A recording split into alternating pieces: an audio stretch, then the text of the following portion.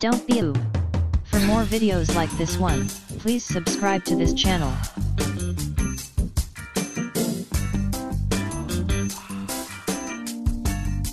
Colder. I mentioned the Great Lakes. Buffalo, we're more than a foot below average in terms of the snowfall. They're closer to 17, but oh, the lakes, the lake effect snow, heavy snow coming into town right now.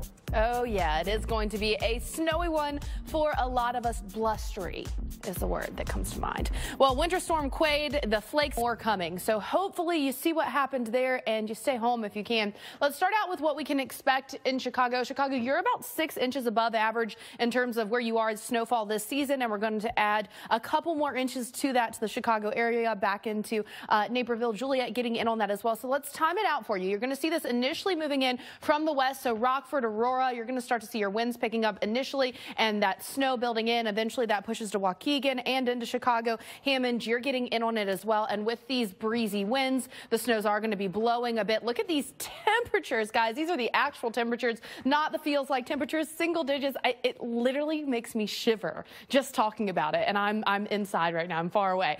Kansas City, you're going to have those flakes flying through the morning into the early afternoon. Those temperatures are going to be cold, but eventually you get that flakage to stop. Now, you guys are actually below average. You're around 4.5 inches below average in KC from where you should be, but I know that is not going to damper Chiefs Nation. I'm excited. I'm excited. That's who I'm going for. So you guys stay in, watch the big game in the safety of your home because it's going to be cold and snowy this weekend. Indianapolis, you're going to have those flakes flying. A couple teens in the forecast. You see it here, and then eventually single digits. So you guys have more snow, more cold. It's going to feel even colder than that once you factor in the breeze. Now, Paducah, it's going to be a little different for you. You guys are going to be one of the areas that starts out with some rain. We'll get some of that colder air to filter in through the atmospheric column. You'll get a little bit of a wintry mix, and then eventually we're switching over to all snow there in Paducah by the time we get to midnight and clearing out in terms of the falling precipitation overnight. St. Louis, you guys have those flakes in your forecast as well. Mid to late afternoon, early evening, you're in the 20s and 30s. Those flakes are flying, and the temperatures, well, they're plummeting.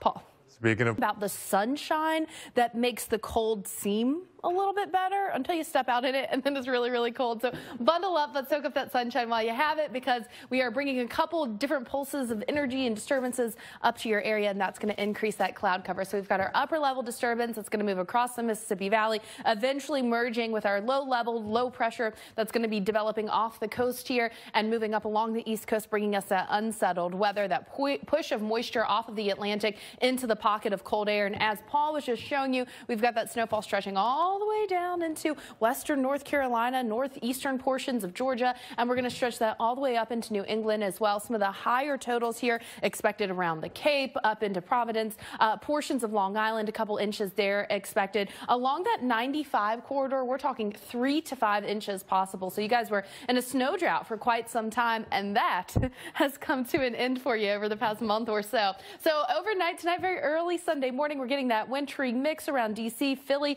The snow's already begun to build in for you. Now by tomorrow morning, 8 a.m., we are locked in the cold air. We've got the flakes flying from D.C. to Boston. Baltimore, you guys are going to get in on this, as well as New York. And then you'll see it just continues to move its way through New England as we head through Sunday afternoon, and then eventually exiting. It is a very quick moving storm. It's going to be about a day that you guys are in this, so it's not a prolonged period of issues with Quade, but you are still going to be dealing with that on top of the winter weather that you've already seen recently, of course, and then the cold as well, Paul.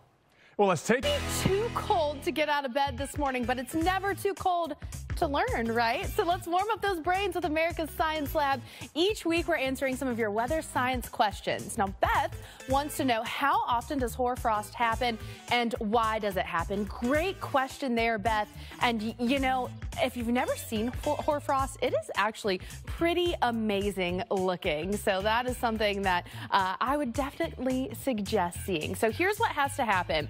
It does require more moisture, and this is the main kind of difference between hoarfrost and regular frost. You have to have that moisture in the air. It normally forms on those clear, cold nights where you really are able to get that radiational cooling, that warmth is able to escape, and then you're able to really drop those temperatures down to that saturation point, and that is below freezing when that happens. And then we get the buildup of that interlocking crystal structure. Now, typically we see this in late fall or winter or early spring. It's when you have more of that moisture in the air and you get those temperatures getting very cold. So that is how we get hoarfrost. But have you you seen it? Have you seen anything that actually looks as amazing as hoarfrost? We saw some hoarfrost earlier this week from Winter Storm Peggy. It coated the string of lights in Howard, South Dakota, a small town about 70 miles northwest of Sioux Falls. And you can see here just how amazing it's looking. It's kind of like a little encapsulation of ice. Well, it's not even just kind of like that. It's actually what it is. So there you go.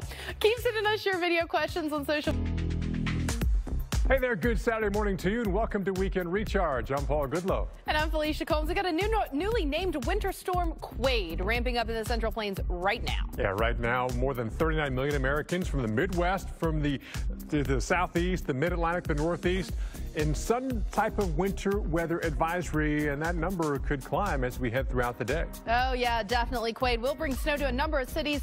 Many still digging out from our last 3 winter storms. Already, Quade has dumped more than 6 inches of snow on North Platte, Nebraska, making this their biggest winter snow this season. Well, let's take you into Nebraska, not North Platte, but Grand Island we go here, and snow blowing around the roads here, but we're still traveling. But the concern is we're going to see some gusty winds. Let's mention wind chills with this here. But before we track what's going on here with Quade, let's take a look at our Saturday snapshot as a whole, because we got a lot of interesting weather going on from coast to coast. We certainly do. Of course, we've got Quade moving through the Midwest, but it is a soggy start to the morning across the Southeast. Could have some stronger storms later for Florida. And even some snowflakes flying across parts of North Georgia. Hey, speaking of snow, look at this lake effect snow band, which, yeah, firing right into Buffalo here. We're about, what, 17 inches below average on snow. I think this could quickly make it up. Over reports of some areas 8 inches of snow already on the ground from this system. And we've got more snow where that came from, but not just the snow. It's going to be a full-on winter blast, especially across the northern tier, but for a lot of us, even farther south. Yeah, cold temperatures as well coming in as well, helping us that snow. At the same time, we're seeing above average temperatures in the west coast, little offshore flow. LA back in the 70s, while the rest of us are shivering in the temperatures below 0 right now in the northern plains. Looks for flights to LA right now. Well, Winter Storm Quade. So let's talk about it. Let's break it down for you. Des Moines, we're going to start with you. Des Moines, you guys have already had such impressive snowfall totals this season. We're talking about feet, and we're adding more to that. But as Paul mentioned, these temperatures are so cold. When you're talking about temperatures down in the single digits, there really isn't a ton of moisture that can be held. That's that light, blowing, fluffy snow. It clears out, but look what happens to your temperatures. We're down to 1 degree by 10 o'clock. It will feel colder than that in Des Moines, though, because of that wind. So keep that in mind, guys. Best day just to stay in. Let's head to Chicago now, back into Naperville. You can see about an inch in general when we're looking at the total of snowfall we're going to see here. Chicago, you're about 6 inches above average in terms of snowfall for the season where you are right now. So we're just going to add a little bit more to that. Here's what it's looking like. The snow builds in from the west initially in Rockford and Aurora, and then by the time we get to this afternoon, Waukegan, Chicago, down into Hammond, you guys are in it. You are going to have those flakes flying with those breezy winds as well, and that very light, kind of easily blowable snow. We get that moving out very quickly, just as quick as it came in, just a few hours that you're dealing with it there, but it is going to be so cold and so windy, the blusteriness sticks around. Into Kansas City now, where you guys are actually about 4.5 inches below average in terms of snowfall so far this season. We'll try to chip away at that deficit just a little bit, but this isn't a huge snowfall maker for you. The big impacts of this system is going to be the extreme cold air that's building in, the blowing winds that are going to blow around that snow, maybe reduce visibility a little bit when you're getting some of that higher snowfall rate. It's not going to be a long time of it, but it is enough that you don't want to be out in it. Indianapolis, tonight you start to see that snow moving in around 10 o'clock through midnight, and then those temperatures continue to plummet. You're in the single digits by the time you're waking up early Sunday morning. Paul, it's not just the northern tier or the Midwest, though, but it's going to be cold in the South, too. Yes, the South. Let's take you to the South.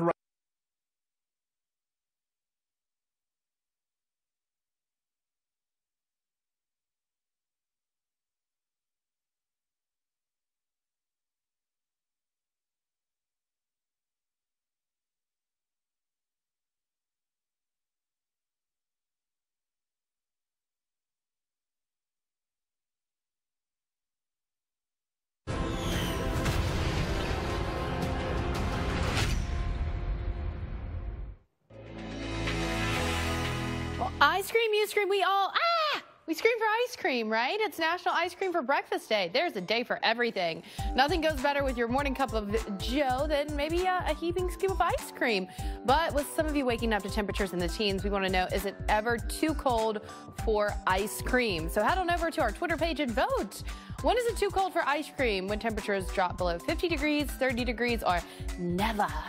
We'll share the results later this morning. Paul, what do you think? Is it ever too cold for ice cream? I think scoop, there it is. It's never too cold for ice cream. Scoop, there it is. Scoop. I was trying to really think of a song that was like, no, just no. But I mean, yes, actually, yes, it is too cold for ice cream. I'll take like a nice warm muffin, but I don't want ice cream when it's cold outside. What about a warm muffin with ice cream? I could be convinced, I guess. All right, from muffins and ice cream, let's talk about pancakes. Pancake ice, that is. Yeah, it's bobbing up and down here in Illinois. These ice slabs floated on Lake Michigan. A blast of Arctic air is now bringing some of the coldest air of the year and snow. Even in Chicago, more of the same this weekend. Wind chill values are expected to drop from 20 to up to 20 degrees below zero, and pancake ice, basically kind of sheets of ice that form on the lake, but then they bounce around and they kind of rotate, and they slowly but surely get kind of more of a circular action. So it's not forming in pancakes, they kind of get chiseled down to pancakes. Felicia? Ah, yeah, nothing like a nice little ice pancake, right? Is it ever too cold for ice pancakes? Yes. Yes. Paul says yes. Hot cakes. They're called hot cakes. You got to be hot. I think they're cold cakes. No, okay, with hot maple syrup, though. There we go. Then they'd be non-existent. Okay, so anyways, let's get to the important things here.